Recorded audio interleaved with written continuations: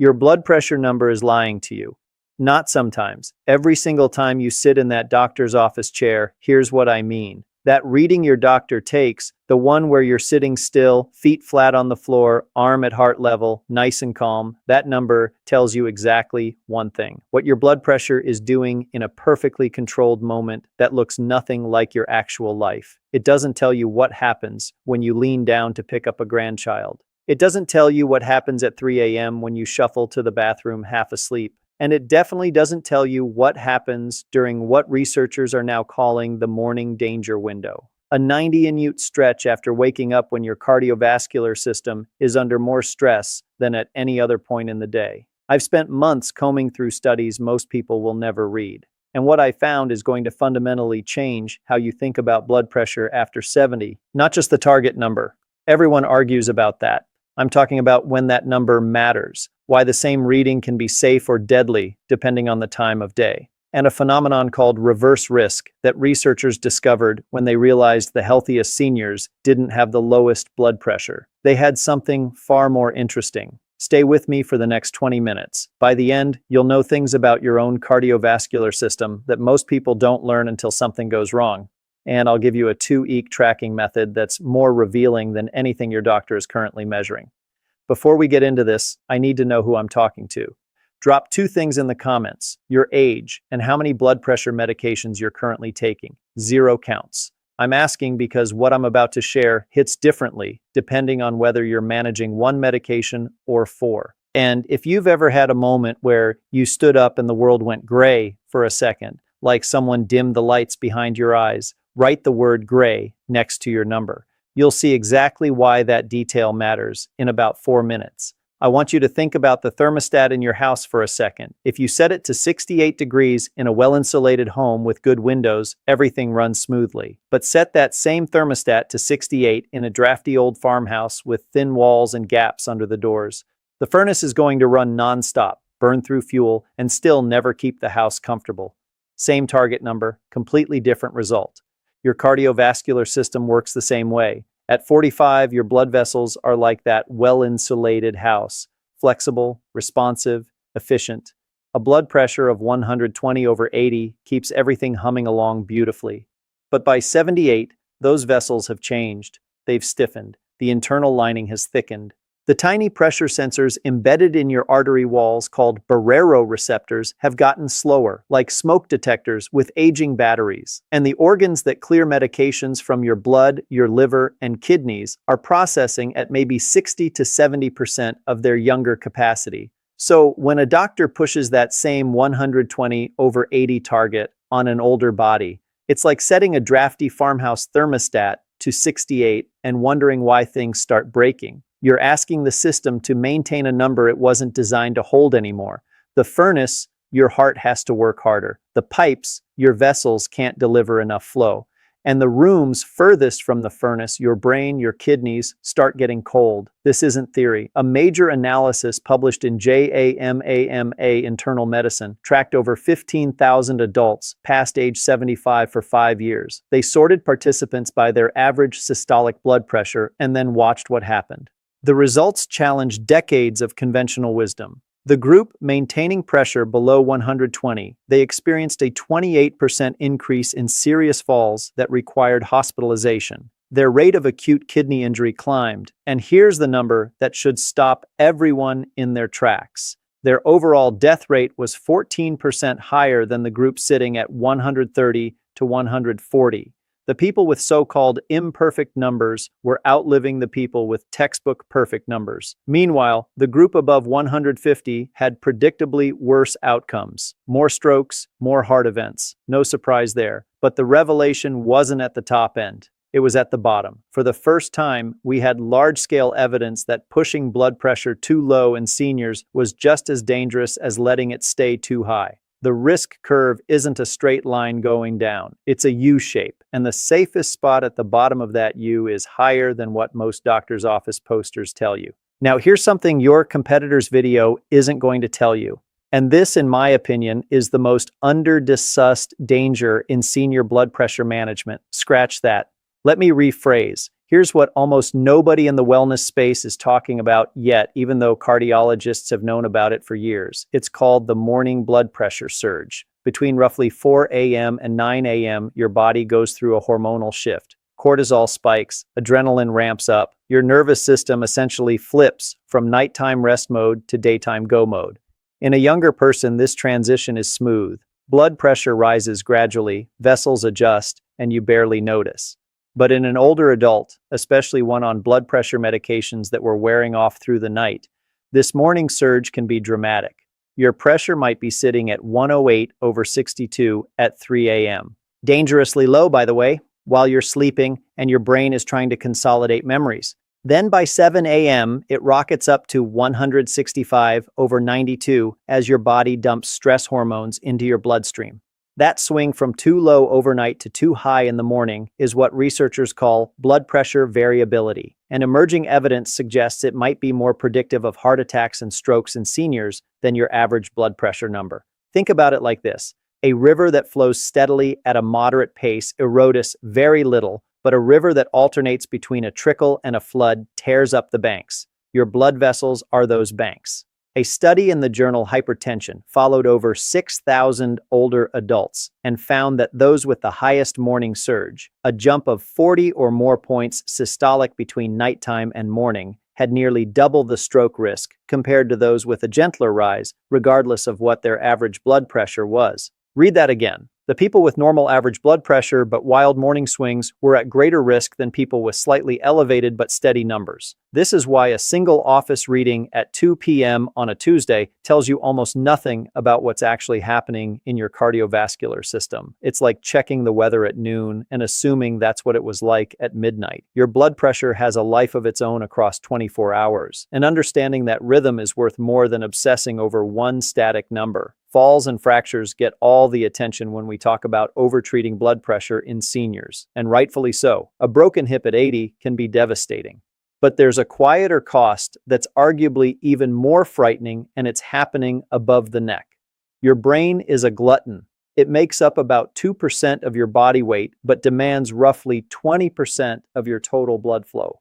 It's the most blood-hungry organ you own. And unlike your muscles, which can tolerate short periods of reduced flow, your brain starts complaining within seconds when supply drops. When blood pressure is pushed too low in an older adult, the brain doesn't get enough perfusion. Not enough to cause a stroke necessarily, but enough to create a chronic low-grade shortage. Think of it as a brownout versus a blackout. The lights don't go completely dark, but they flicker, they dim, things don't work quite right. A landmark study published in JMA Internal Medicine examined over 8 in 500 adults with an average age of 76. They found that those whose systolic blood pressure was aggressively lowered below 120 showed measurably faster cognitive decline over 3 years compared to those maintained between 130 and 145. The differences weren't dramatic month to month, but compounded over years. The gap widened significantly. Memory tests, processing speed, executive function, the ability to plan, organize, and make decisions. All of it eroded faster in the aggressively treated group. And here's the cruel irony. Many people dismiss early signs of cognitive trouble as just getting older. Your thinking gets a little foggy. You walk into a room and forget why. You can't recall a name that was on the tip of your tongue. So you shrug and say, "Well, I'm 78. What do you expect?" But in some cases, that fog isn't aging, it's under perfusion. Your brain isn't getting enough fuel because your blood pressure has been medicated down to a number that makes the chart look good, but leaves your neurons running on fumes. I want to be very clear here. I am not telling you to stop your medication. What I am telling you is that cognitive symptoms, persistent brain fog, trouble concentrating, word-finding difficulties that seem new deserve a serious conversation with your doctor about whether your blood pressure target is still appropriate. These aren't just annoyances. They're data points and your doctor needs to hear them. All right, I know you came here for specifics, so let's get into them. But I need to frame this properly first. These are evidence-based ranges drawn from multiple large studies. They are not commandments. Your individual target depends on your full medical picture, your activity level, your medication tolerance, and a dozen other factors. Use these as conversation starters with your doctor, not as prescriptions. For adults aged 65 to 74 who are generally healthy and active, A systolic range of 130 to 140 appears to offer the best balance between cardiovascular protection and adequate organ perfusion. This is slightly above what many guidelines still recommend, but the geriatric-specific data supports it. For adults aged 75 to 84 in reasonable health, the evidence favors a systolic range of 135 to 145. This accounts for increased arterial stiffness, slower baroreceptor response, and reduced medication clearance. If your doctor is pushing you toward 120 and you're 79, this is a conversation worth having. For adults over 85, or for anyone who is frail regardless of age, a systolic range of 140 to 150 may provide the best combination of cardiovascular safety and fall prevention. At this stage of life, preserving mobility and independence often matters more than chasing a number. Now, the bottom number, diastolic, gets almost no attention in popular health content, but it matters enormously for older adults. Your diastolic pressure is the reading during the moment your heart relaxes between beats. That's when your heart muscle itself receives blood. If diastolic drops below 60 consistently, your heart is essentially being shortchanged during its own rest period. The sweet spot for seniors is between 70 and 85. If yours is regularly in the 50s or low 60s, that's worth flagging even if your top number looks decent. And here's something no blood pressure chart will show you. What matters even more than any single number is the stability of that number throughout the day. A person with a steady 138/78 is in a much safer position than someone whose pressure bounces between 110 and 170 depending on the hour. Consistency is the hidden metric, and measuring it requires more than an occasional office visit. This is the part I'm most excited to share because it's something you can start tonight, and it will give you a clearer picture of your cardiovascular health than most routine checkups provide. I call it the 2-week blueprint. You'll need a basic home blood pressure monitor. Any pharmacy carries them for around $30 and a simple notebook. Here's the protocol. Every morning, within 30 minutes of waking up before coffee, before medications, take your blood pressure while sitting. Write it down. This captures your morning surge and tells you what your body is doing on its own before any medication kicks in. Every evening around the same time, take it again. This shows you how your medications and daily activity have affected your numbers throughout the day. Twice during the 2 weeks, let's say day 3 and day 10, perform the orthostatic test. Here's how. Lie flat for 5 full minutes. Take your pressure while lying down. Then stand up and take it again immediately. If the top number drops by more than 20 points or the bottom number drops by more than 10, that's orthostatic hypotension. Your body isn't compensating when you change position. That finding alone is more clinically useful than a dozen office readings. Let me give you a concrete example.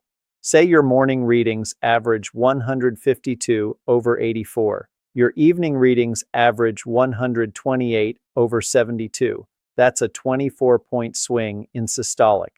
Your blood pressure isn't just high or normal, it's volatile. And your orthostatic test on day 3 shows a lying reading of 126/74 that drops to 94/58 when you stand. That's a 32-point systolic collapse. Now you're walking into your doctor's office with a story those numbers tell. Your medication might be wearing off by morning and hitting too hard by evening.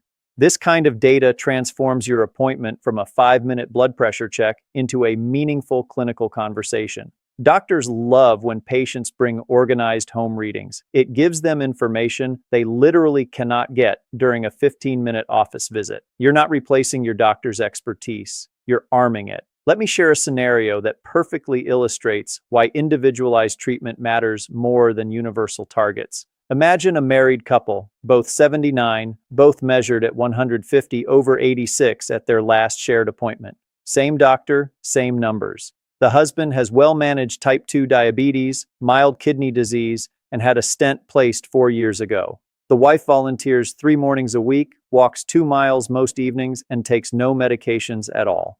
Their doctor, following standard guidelines, recommends the same target for both. Get below 130. For the wife, moderate lifestyle adjustments, a bit less sodium, a bit more potassium-rich food, stress management might bring her to 140/80 naturally, which for a healthy, active 79-year-old is a range associated with excellent outcomes.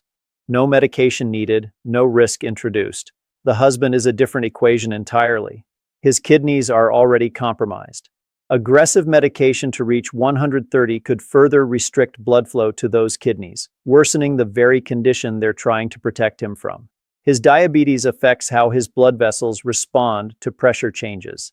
A more careful target may be 138 to 142 achieved slowly, with one carefully monitored medication rather than three, respects the complexity of his body. Same age, same starting number, completely different paths to health. This is what personalized medicine looks like. And you have every right to expect it from your care team. Let me pull everything together into 5 things you can act on immediately. 1. Start the 2 blueprint tonight. Morning readings, evening readings. 2. Orthostatic tests. Write everything in a notebook. This single step will give you and your doctor more actionable data than you've probably ever had. 2. Pay attention to the gap between your morning and evening numbers. If the swing is more than 20 points systolic, your medication timing might need adjustment. That's a conversation to bring to your next appointment. 3. Track your symptoms alongside your numbers. Dizzy when standing? Write it next to that reading. Brain fog after lunch? Note the time. Exhausted by 3 p.m. Log it. Symptoms without numbers are easy to dismiss.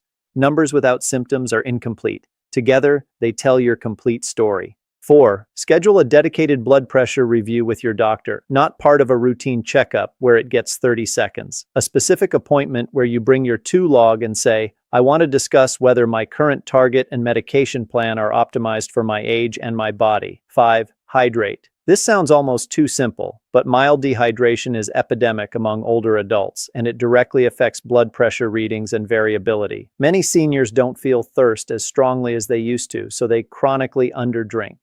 Dehydration concentrates your blood, which can temporarily raise readings and mask the fact that your actual circulating volume is low. Staying well hydrated, 6 to 8 glasses of water daily, adjusted for your doctor's recommendations. If you have heart or kidney conditions, stabilizes your pressure and gives you more accurate readings. Let me tell you what you now know that most people never learn until it's too late. You know that a blood pressure reading taken once in a doctor's office is a snapshot, not a portrait. You know that the morning hours carry a hidden cardiovascular risk that almost nobody is measuring. You understand that pushing blood pressure too low after 75 doesn't just increase fall risk. It can quietly erode the sharpness of your mind. And you have a practical, evidence-based tracking system you can start using tonight that will transform the quality of your conversations with your healthcare team. That's not just information, that's leverage, the kind that turns you from a passive patient into an active partner in your own health. If this video shifted something for you, if there was a moment where you thought, wait, that explains what I've been feeling, drop the word clarity in the comments. I read every single one. And please share this with someone you care about who's over 65, a parent, a spouse, a friend. This might be the 20 minutes that changes how they manage the next decade of their health. Hit subscribe if you haven't, because next week I'm breaking down the 3 supplements that research actually supports for blood pressure stability in seniors and the 2 best-selling ones that are basically expensive water. You won't want to miss it. Until then, remember, the best blood pressure for you is the one that keeps your brain sharp, your balance steady, and your life your own, not the one that looks good on a chart. This video is for educational and formational purposes only and is not intended as medical advice. Blood pressure management should be individualized based on your complete medical history, current health status, and other factors. Never adjust or discontinue medications without consulting your healthcare provider. The information presented is based on current research, but should not replace professional medical care. Always consult with a qualified healthcare provider before making changes to your treatment.